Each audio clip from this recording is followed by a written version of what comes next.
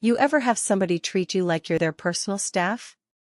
Like you ain't got a job, a life, or a spine?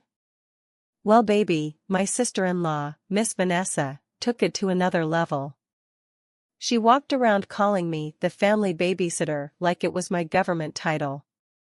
Told the whole family. Oh don't worry, Auntie Denise will watch the kids. She always does. Then one day I asked her for one favor.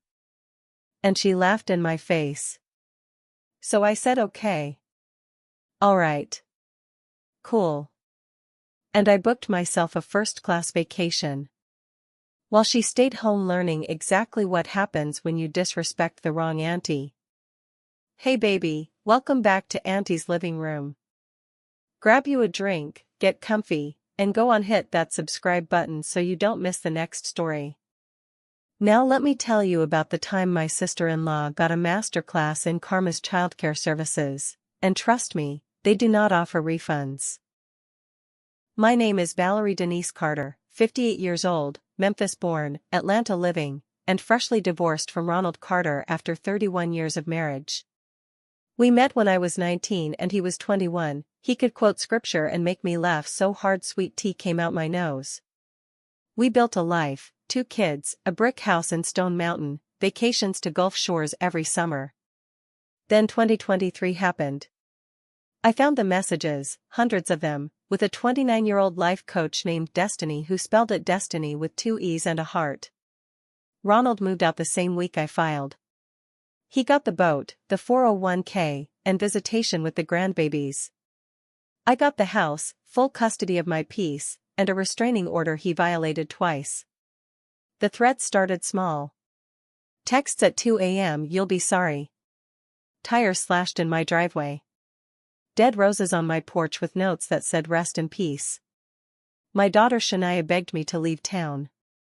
I told her, baby, I'm too old to run. I'm just getting started. That's when I saw the dark web post. I was on my laptop drinking chamomile, trying to figure out how to keep my family safe, when a friend who works cybersecurity for the state sent me a screenshot. Subject line, Atlanta, female, 58, $10,000, clean job. My own face from our 30th anniversary party was the photo. My stomach dropped so hard the mug slipped from my hand and shattered on the tile. Porcelain and chamomile everywhere. But the Lord gives you 2 things when the devil gets loud. A sound mind and a sound plan. I created a fake profile, Vincent Vinnie Moreau, ex-military, no questions asked. I answered the ad within 6 minutes. Ronald bit immediately. First call he was breathing heavy, whispering like a child scared of getting caught. I just want her gone. No pain. Make it look like an accident. I used a voice changer app, kept my answers short. He sent the first $5,000 in Bitcoin within an hour. For 3 months I played the perfect hitman. Sent him fake progress reports.